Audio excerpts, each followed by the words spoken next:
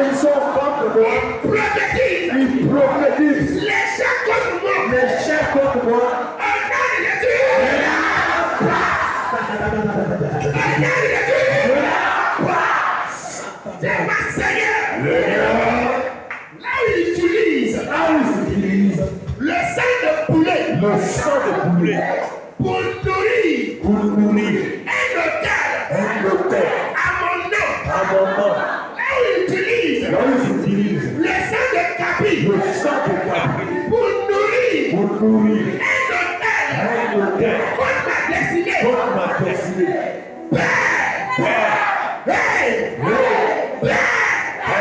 Ce matin, Amen. de l'épée, de l'éternel, au nom de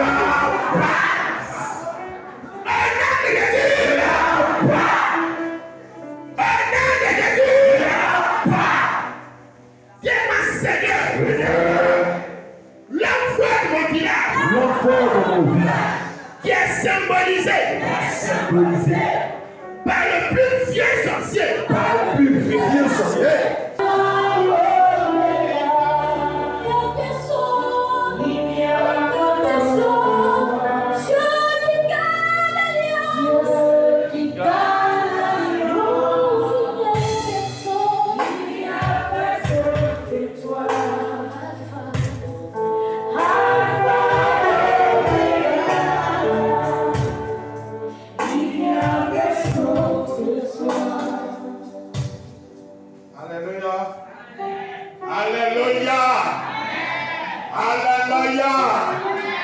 Si tu as reçu quelque chose, lève-toi et acclame le Seigneur. Acclame le Seigneur Jésus.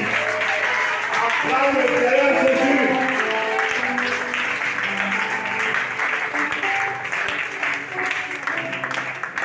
Amen. Avant de passer à la prédication, bien aimé, nous allons passer au service des offrandes. Tu vas prendre ton offrande et tu as préparé depuis lundi jusqu'à aujourd'hui. Alléluia. Et tu vas demander au Seigneur quelque chose. Ce qui te préoccupe. Ton sujet. Un seul sujet. Et puis jeudi prochain, tu vas venir témoigner ce que Dieu va faire pour toi. Alléluia. Alléluia. Tu vas lever tes offrandes et on va prier.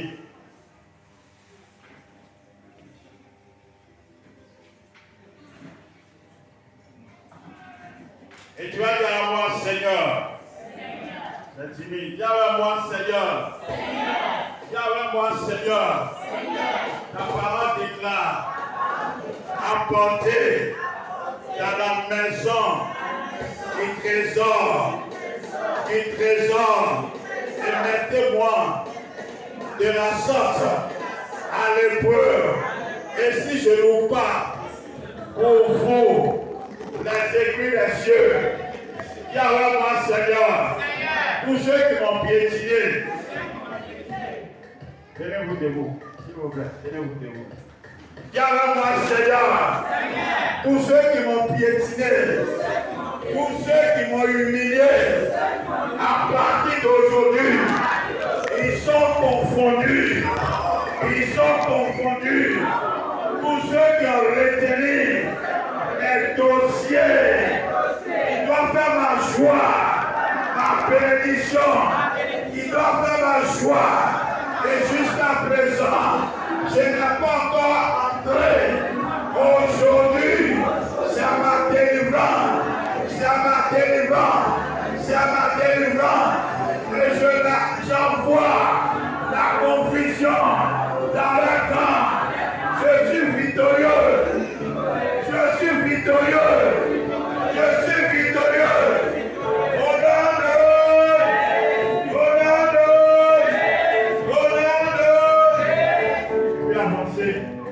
Déposer les offrandes. Je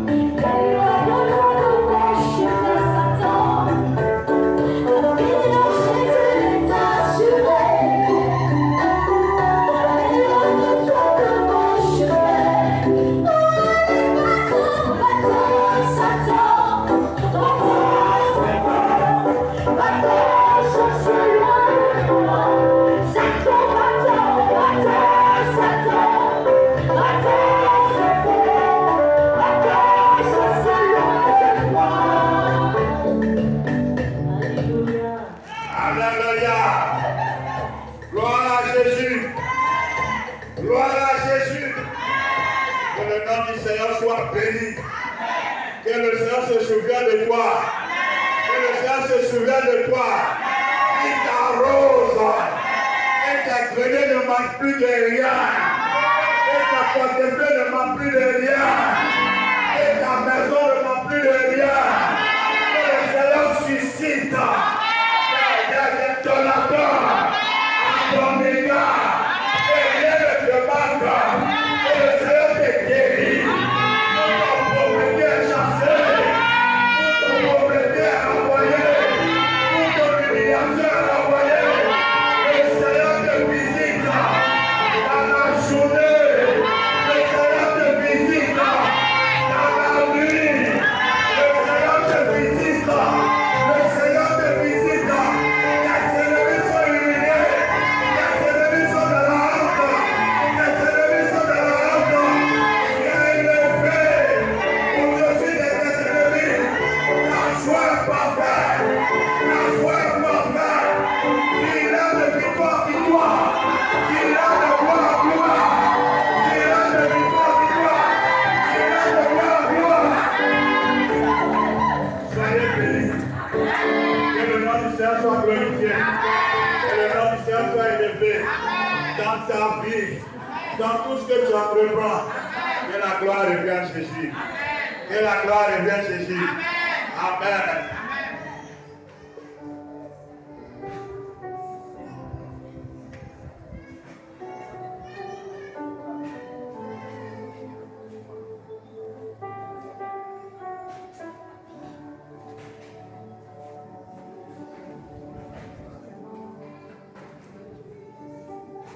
Alléluia. Gloire à Dieu. Voilà, nous voulons vous saluer dans le nom du Seigneur Jésus. Soyez bénis, ces gars. Que l'Éternel ouvre les portes qui sont fermées. Ce pourquoi vous êtes là, dans la parole. Et que la faveur d'en haut descende sur vous maintenant. Alléluia. Voilà. On va peut-être s'empresser un peu vite. Parce que normalement, il y a un mariage qui va se mélanger un peu dans le programme.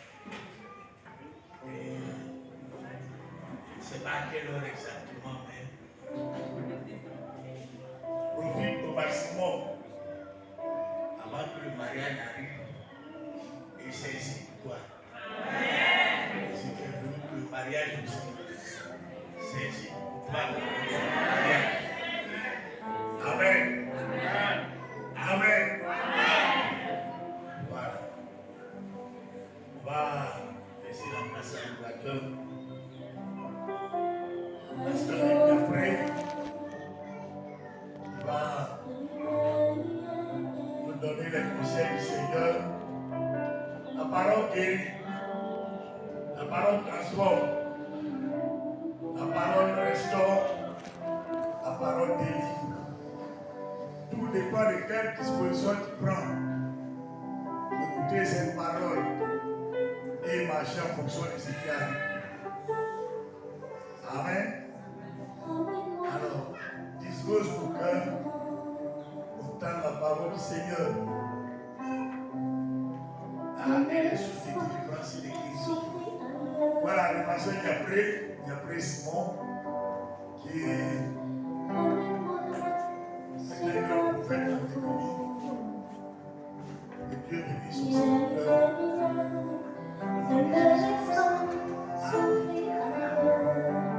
Chante avec moi, ramène-moi sur ta parole, Seigneur. Ramène-moi sur ta parole. Ne me laisse pas souffrir ailleurs, Seigneur. Ne me laisse pas souffrir ailleurs. Ramène-moi sur ta parole. Ramène-moi sur ta parole.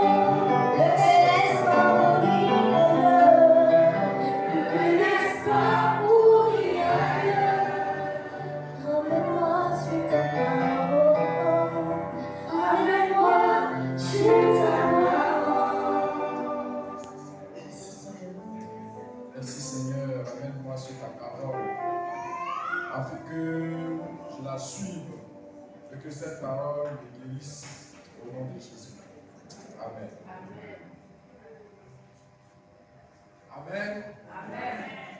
On se retrouve après puissant Sinaï. Waouh. C'était fatigant, mais Dieu est avec nous. On a l'amour des âmes. Donc chaque fois que on nous fait appel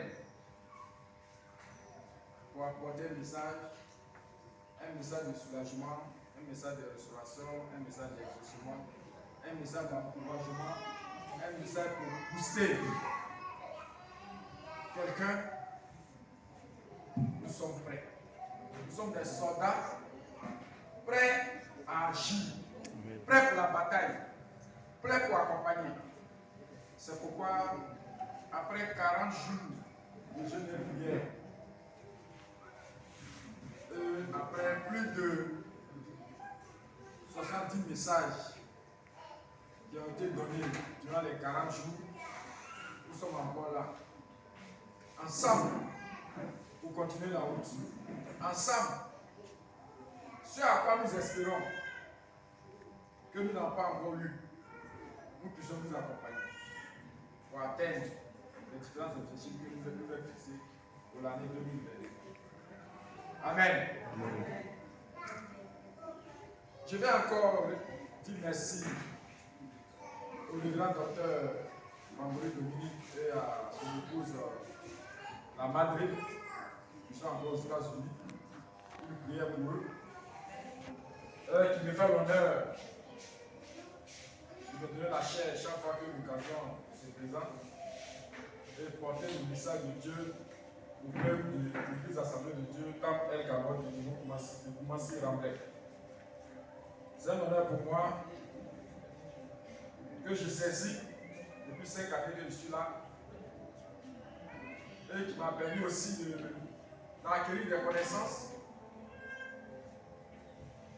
du bas de l'échelle. Je me suis laissé instruire, je me suis laissé conduire pour qu'aujourd'hui je sois affermi dans la connaissance de la parole, dans la prophétie et dans la voyance. Je me suis laissé. Lorsque j'arrivais ici en 2017, ici à l'Église Capote, je ne savais même pas si je suis pasteur, si je suis prophète, si j'ai quelque chose. Ça ne me disait rien, mais je sais ce que j'avais à moi. Je me suis laissé pendant 5 ans, comme je l'ai dit, à apprendre, jusqu'à ce que Dieu dise que ton temps est arrivé. Et il a dit au docteur, le temps de mon serviteur est arrivé pour qu'il parle. Lorsque le temps est arrivé, la prophétie est venue, la voyance est venue. Aujourd'hui, je rends grâce au Seigneur de ce que par mon canal, les personnes sont visitées. Par mon canal, certaines choses cachées sont dévoilées. C'est le Seigneur seul qui peut le faire. Amen. Donc si vous aussi qui êtes là, et que vous vous soumettez à la parole de Dieu, quelles que soient vos connaissances, quelles que soient vos attitudes et vos aptitudes, et que vous vous laissez conduire par le Seigneur, et que vous vous effaciez carrément, et que vous laissez la parole vous transporter, vous transformer, vous conduire, vous parviendrez aussi à cette stature de connaissance et à cette stature de la prophétie et à cette stature de la voyance. Parce que tout le monde est prophète. Ça, je vous le dis. Tout le monde est prophète. Mais on ne sait pas comment savoir qu'on est prophète. Amen. Il faut se disposer. Et Dieu va t'utiliser. Dieu va te distinguer. Encore ce jour, comme je l'ai dit tout à l'heure, après avoir passé 40 jours de jeûne et prière, nous sommes encore là par le devoir qui nous appelle. Et ce matin, ce 22 septembre 2022, j'ai été programmé pour porter le message. Mon message, nous allons le prendre dans l'Ancien Testament, dans le livre des Chroniques. Chronique 2, verset 1 à 8. Chronique 2, verset 1 à 8. Chronique vient après 1 Samuel, 2 Samuel, 1 roi, 2 rois, 1 chronique, 2 chroniques. Amen. 2 chroniques, 1 à 8. 2 chroniques 26, 2, 1 à 8. 2 chroniques 26, chapitre 26, 1 à 8. 2 chroniques, chapitre 26, 1 à 8. Et comme notre habitude ici à l'église El Cabot, on se lève pour la lecture de la parole. Je lis dans la version 8 secondes 21. 8 secondes 21. 2 Chroniques 26, 1 à 8. Tout le peuple de Juda prit Osias, âgé de 16 ans, et le proclama au roi à la place de son père Amastia. C'est lui qui reconduisit Élat et la ramena sous l'autorité de Juda, une fois le roi couché avec ses ancêtres. Osias avait 16 ans lorsqu'il devint roi et il régna 52 ans à Jérusalem. Sa mère s'appelait Jécolia et elle était de Jérusalem. Verset 4. Il fit ce qui est droit aux yeux de l'Éternel, entièrement comme l'avait fait son père Amathia. Il s'appliqua à rechercher Dieu pendant la vie de Zacharie, qui savait comprendre les visions de Dieu. Et tant qu'il rechercha l'Éternel, Dieu fit connaître le succès. Il entra en guerre contre les Philistins et il démolit les murailles de Gath, de Jabné et d'Asdod. Il construisit des villes dans le territoire d'Asdod et chez les Philistins. Dieu le bat contre les Philistins, contre les Arabes qui habitaient à Gur-Baal et contre les Maonites. Verset 8. Les Ammonites payaient un tribut à Osias et son nom fut connu jusqu'en Égypte, tant il devint puissant. Amen. Veuillez nous asseoir.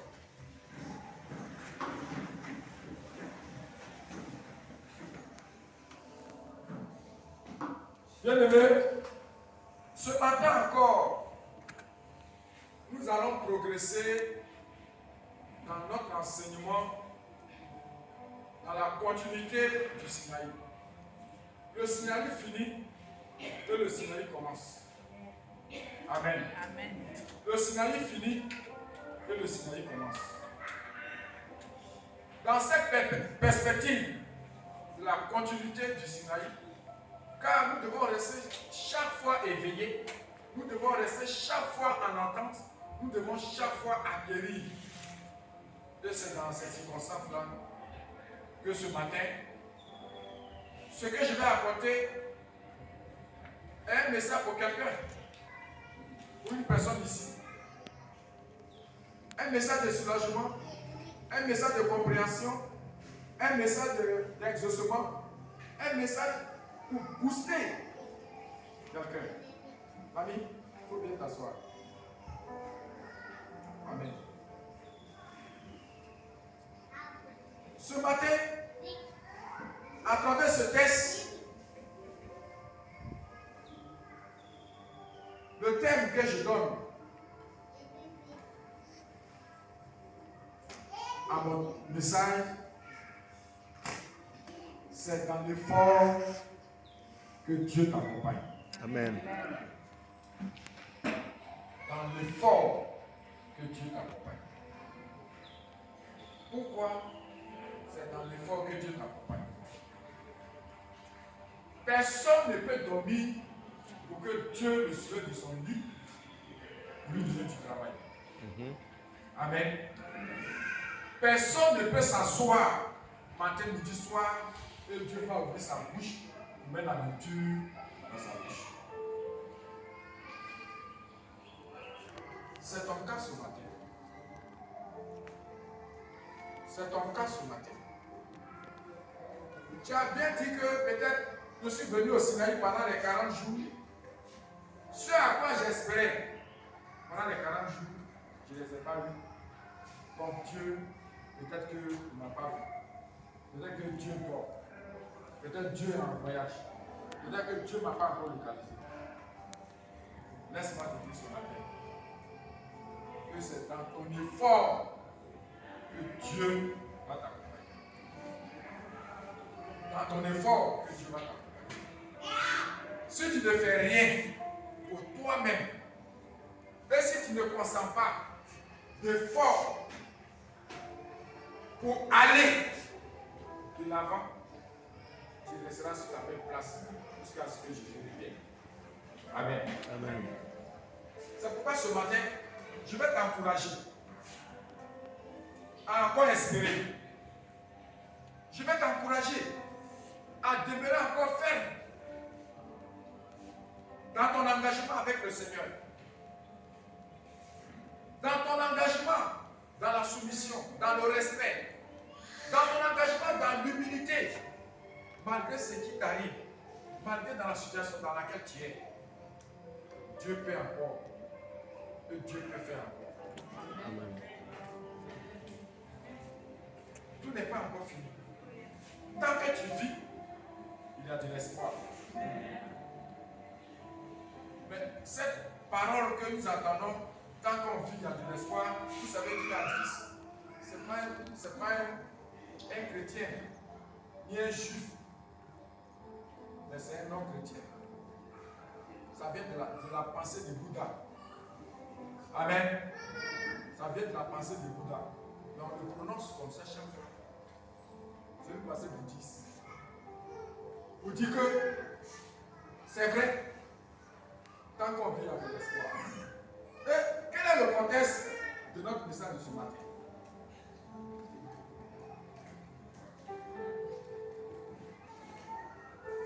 Le livre de Chroniques est le livre qui relate la vie, le ministère, le règne des différents rois qui ont succédé durant leur règne à Juda et à Jérusalem. Un chronique, et deux chroniques relatent la vie, l'histoire, les annales, les archives. Pour bien comprendre les chroniques, quand on vous demande, il faut dire chronique c'est quoi? Chronique, c'est les archives. C'est les archives. C'est là-bas, si tu n'as pas compris, 1 Samuel, 2 Samuel, 1 roi, 2 rois, tu vas dans chronique, tu vas comprendre. Chronique va te reprendre exactement l'histoire comment elle a été. Amen. Amen. Quelque chose pour toi. Si tu regardes ça, c'est pas bon. Laisse veiller. Amen. Pour que tu sois blessé sur toi, c'est pas bon pour toi. Donc, laisse veiller. Donc, Chronique est le livre des archives qui relate la vie, les règnes des différents rois qui ont suscité Jérusalem et Juda. C'est dans ce contexte que on parle de deux personnages de Osias. Osias, ce n'est pas un nom. Amen. Osias a bien dit. Quelqu'un dit pourquoi? Pourquoi? C'est un nom grec, mais qui n'a pas de sens. Dans l'hébreu, c'est Osiris. C'est U. C'est pas A. Ni Osias. C'est Osiris. Qui veut dire l'Éternel est avec toi. Mais dans la traduction de la Septante et de la Vulgate, c'est des traductions. C'est des Bibles. La Septante et la Vulgate. Dans les traductions, ils ont mis Osias ou Azaria. Il ne rien dit. Là, c'est ô Julius. Tu veux dire, l'Éternel est avec toi. Ça, c'est dans la langue hébraïque, hébreu. Ce qui fait que quand tu lis un passage biblique, il faut avoir la version de la Torah pour que tu saches ce que tu as dit est vrai ou faux.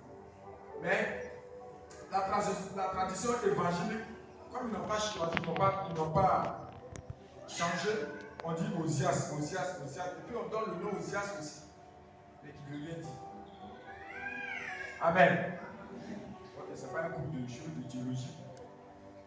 Et donc, c'est Osias, à 16 ans, je donne le contexte, à 16 ans, prend la place de son père Amathias, qui lui a été tué. Il faut dire que les rois à Juda et à Jérusalem, c'est des rois que Dieu suscite de la part pour régner dans la maison du roi David. Car Dieu a dit de toi sortirait des rois. Donc ce que Dieu dit, il le fait. Donc quel que soit Alpha, les différents rois qui succèdent David, au départ ils sont bons. Après un moment, ils deviennent pervers. Amen. Donc, parmi les différents rois qui ont succédé sur Jérusalem de Juda, il n'y a que 5 rois qui ont agi selon la volonté de Dieu. Amen. Tous les autres rois, c'est ni raisin, ni figue. Donc, Josias, comme il est dit ici, prend la place de son père. Mais pourquoi Josias prend la place de son père? Parce que lui qui avait été, pour qui ils ont fait le combat pour tuer Amathias, les parents, les uns des autres ont dit non, on ne peut pas donner notre royauté à quelqu'un qui n'en vale pas la peine. Et c'est comme ça, Osias, à 16 ans, a été proclamé roi. Et la Bible dit qu'il a régné pendant 52 ans, mais qu'il n'est pas vrai. Les 52 ans sont un peu flous parmi les théologiens. D'autres disent que ce n'est pas vrai, d'autres disent que c'est vrai. Mais moi, je ne suis pas là pour ça. Je vois ce qui a été dit. Donc 52 ans. Et c'est lui qui, la Bible dit, Osias avait 16 ans lorsqu'il devient roi, il régna 52 ans à Jérusalem. Sa mère s'appelait Jéholia, elle était de Jérusalem. Il lui fit ce qui était droit aux yeux de l'Éternel, entièrement comme l'avait fait son père Amasias. Il s'appliqua à rechercher Dieu pendant la vie de Zacharie, qui savait comprendre les visions de Dieu, et tant qu'il rechercha l'Éternel, Dieu lui fit connaître le succès. Le verset 5. Donc la Bible dit que Josias, à 16 ans, lorsqu'il devient roi, il fit ce que son père a fait. Et il resta dans les traits de son père. Et Dieu l'aima, et Dieu l'accompagna dans le succès de ses projets. Le verset 5 souligne ça.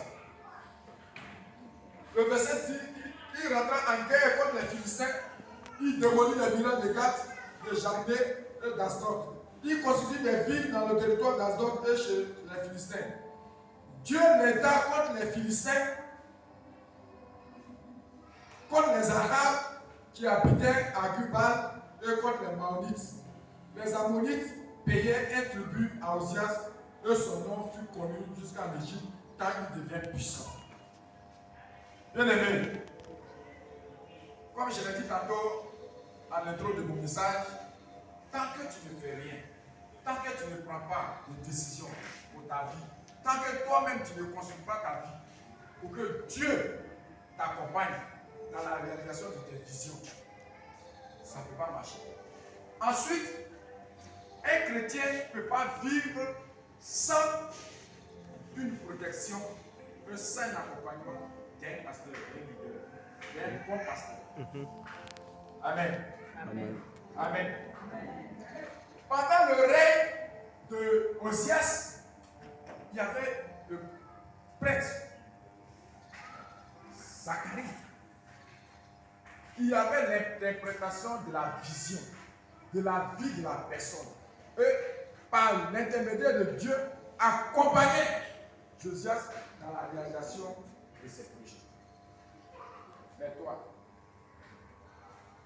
à qui tu fais part de tes projets?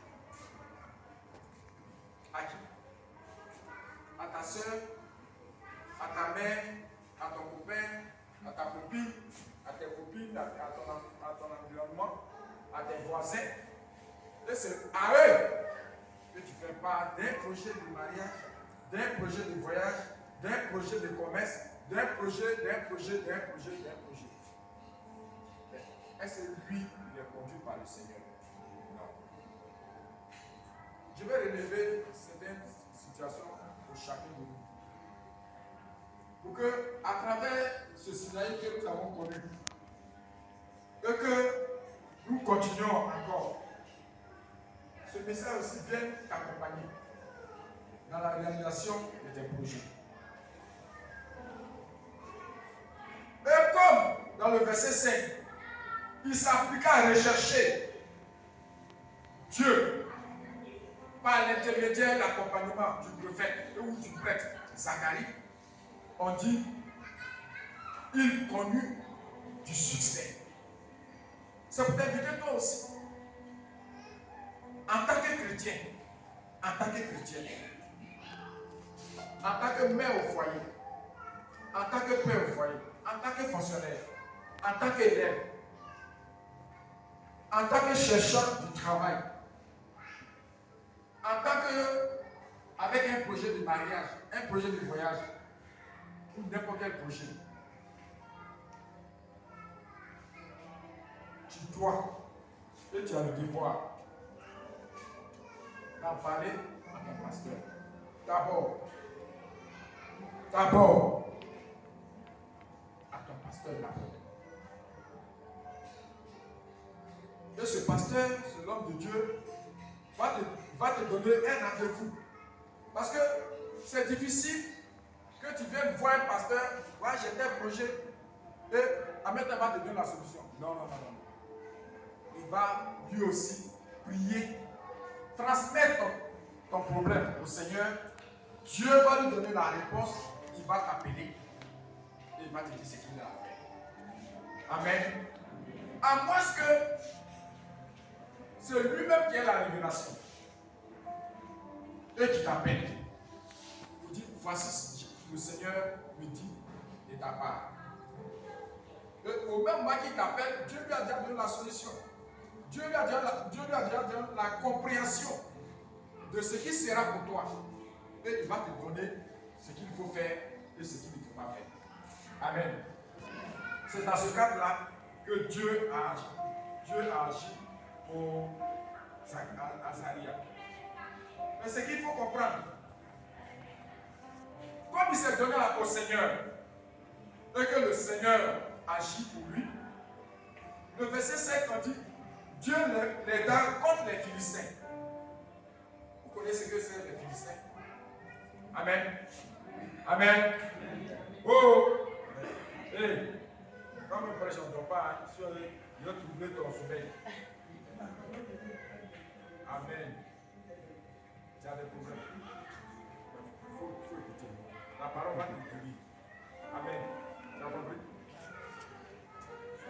Donc, vous connaissez ce que c'est les Philistins? Amen. Les Philistins, c'est qui? C'est les ennemis. Ils sont trois. Qui peut me donner? Ils ont lu. Ça fait 20 ans, 30 ans, on est chrétiens, on lit toujours l'Ancien Testament. Les Philistins, c'est qui? Ils sont quoi? Les Philistins, ils sont quoi? Oui. Hein? C'est les ennemis du peuple Israël. Oui, on sait ça.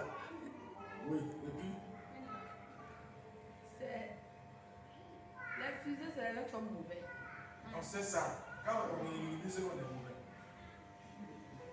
Goliath, c'est qui? Goliath, c'est qui dans la Bible? C'est un Philistin. On dit qu'il était comment? Il était méchant. Un chien.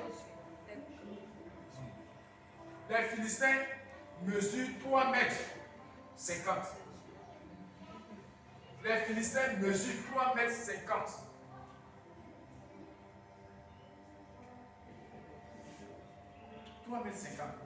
Ça veut dire que dans l'esprit et dans l'accompagnement d'un Philistin, quand un Philistin dans ta vie, il est comme ça, il est en haut de toi. Ton problème est comme ça, est grand. Donc, combattre un Philistin, il faut que Dieu soit avec toi. Amen. Donc, dans la pensée théologique, un Philistin, c'est un géant d'abord. Un géant, c'est un esprit géant. Un esprit redoutable. Un Philistin, c'est un esprit qui te contrôle. Amen. Et dans le verset 7, on dit Dieu les donne contre les Philistins, contre les Arabes qui habitaient à Gubal et contre les Maonites.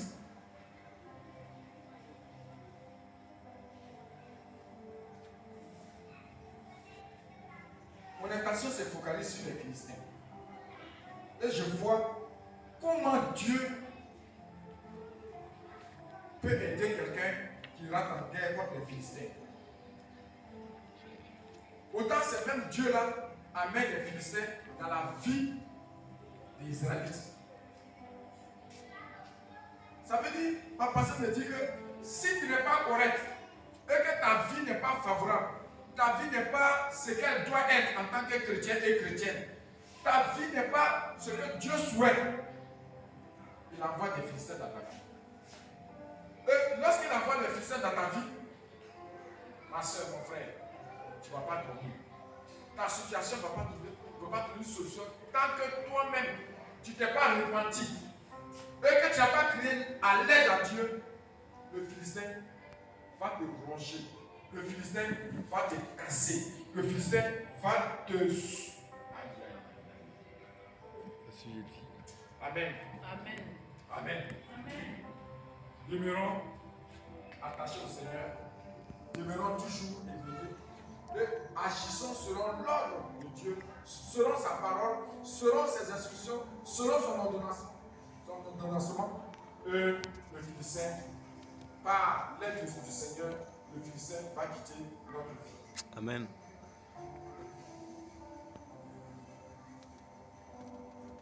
Dans la vie, on dit à 16 ans, Osias devient roi. Et à 16 ans, il se met en guerre contre tous ceux qui sont dans son entourage. À 16 ans, lorsqu'il devient roi, il comprit que pour qu'il soit en paix, il faut que le Seigneur soit avec lui. Pour qu'il soit en paix, il faut qu'il fasse ce que Dieu veut. Pour qu'il soit en paix, il faut que Dieu l'aide à combattre les ennemis autour de lui. À combattre les Philistins, les Arabes, les Ammonites et les Amorites. Pourquoi? Parce qu'il veut la paix. Tu as fait le Sinaï pendant 40 jours. Tu as fini. Tu es allé dormir. Là où le Sinaï a fini le 4 septembre, tu l'as laissé là. Et tu dis, bon, pendant les 40 jours, Dieu m'a visité, Dieu a été avec moi, les hommes de Dieu ont prié, j'ai eu une visitation sur moi, j'ai eu une parole de connaissance sur moi, sur ma vie, de ce que je serai, de ce que je ferai.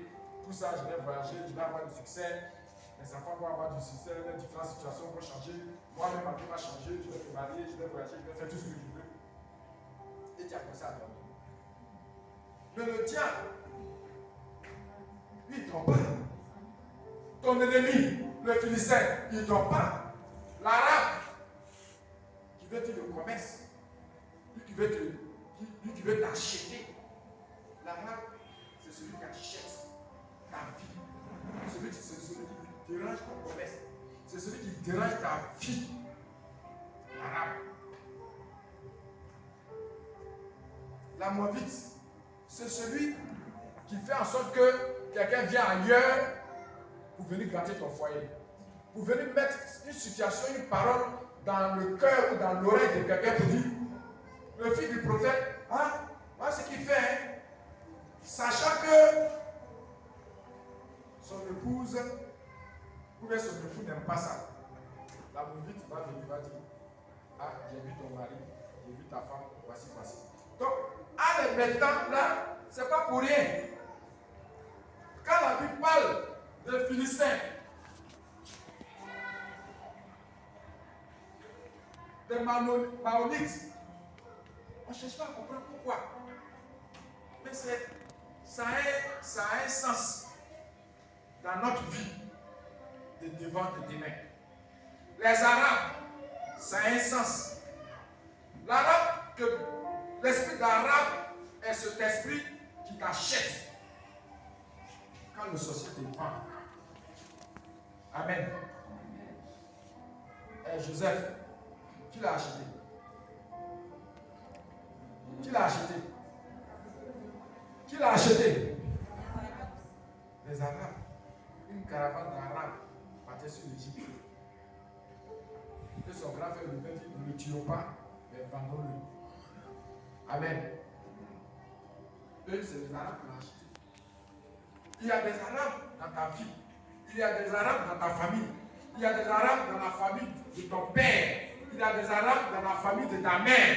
Il y a des Arabes dans ton environnement. Ta copine peut être un Arabe. Ton copain peut être un Arabe.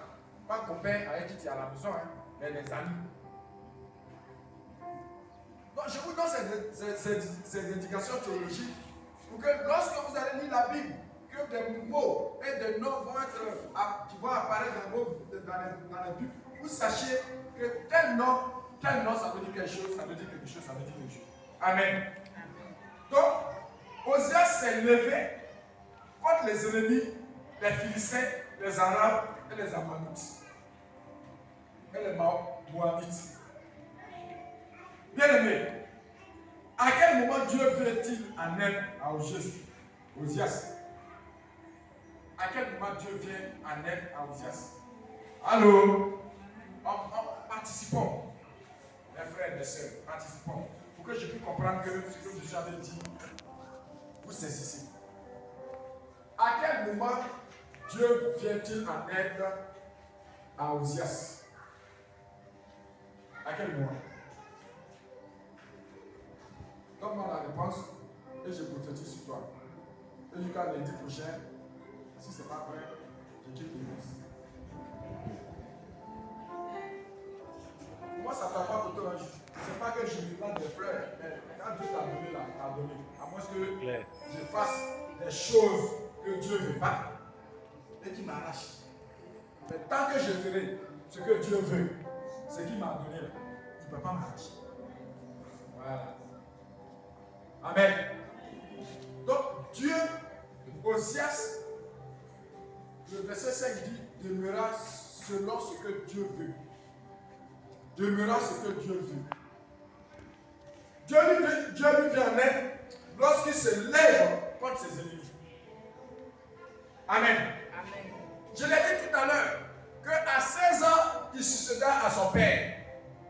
Et on ne nous dit pas à quel moment il combattit les Philistins et les Moabites et les Arabes. On ne nous dit pas. Pourquoi? Ceux qui ont écrit la Bible ont fait exprès pour ne pas que des gens se focalisent sur une date, sur un âge, sur un temps pour agir. Ça veut dire, prophète, tu peux agir tout le temps pour combattre tes ennemis. Il n'y a pas un âge, il n'y a pas un temps pour combattre tes ennemis. Amen. Amen. Donc, à 16 ans, après son intronisation, on ne dit pas à quel âge, mais on dit donc à quel moment il a été roi et l'âge de sa mort. Mais pour qu'il soit en paix, pour qu'il vise ce à quoi il est né, ce à quoi il est destiné, ce à quoi il veut obtenir, il se rassurera de demeurer dans la vie de Dieu, dans l'ordre de Dieu, dans l'endossement de Dieu, dans l'enseignement de Dieu, dans le périmètre de Dieu, dans l'environnement de Dieu. Et c'est en ce moment Dieu l'aide à combattre ses ennemis. Donc, tant que toi, ce matin qui est là, après le Sinaï, tu penses qu'on a prié pour toi, tu as jeûné pendant 40 jours, on a fait des prophéties, et que les prophéties sont en train de s'accomplir, et que tu vas dormir, et que tu vas laisser les ennemis pousser, ronfler, grossir, et puis ils vont se multiplier. Quand ils vont venir là, ce n'est pas pour te laper, c'est pour t'avaler avec eux. Amen. Amen. Amen. Car on dit que ce qui peut t'avaler, il ne faut pas le laisser mal te laver. En te lavant, il va oublier tout là. Il t'a avalé. Amen. Donc, il ne faut pas laisser l'ennemi t'avaler, te laver. Oh non, c'est rien, il a dit de laver. Non, c'est rien, mon frère, non. Au moins, tu vas te rappeler, tu es dans son temps. Amen. Donc, il faut combattre l'ennemi.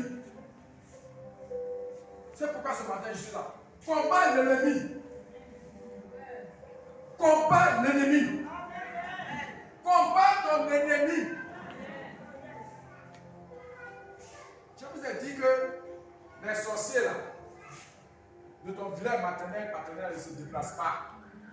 Il a des émissaires qui te suivent matin, midi, soir, qui savent ce que tu fais, ce que tu dis, ce que tu murmures.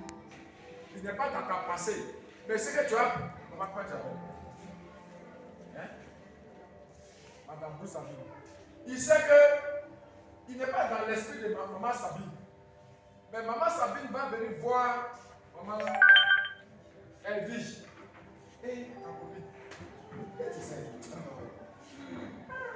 Demain, décide de dire là. On passe là. Tu voyages? Hein? Tu voyages? C'est bien. C'est bien? Ok, Dieu merci pour toi. Hein? Et puis, il va avoir le jour du prophète. Qui le prophète? Ah, va ici, hein? J'ai capté, hein?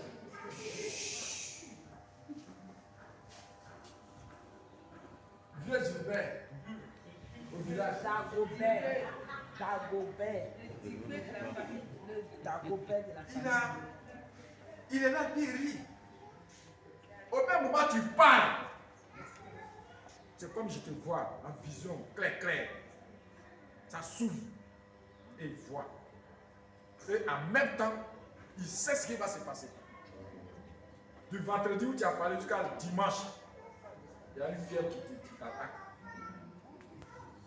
La fièvre du oh, voilà, va.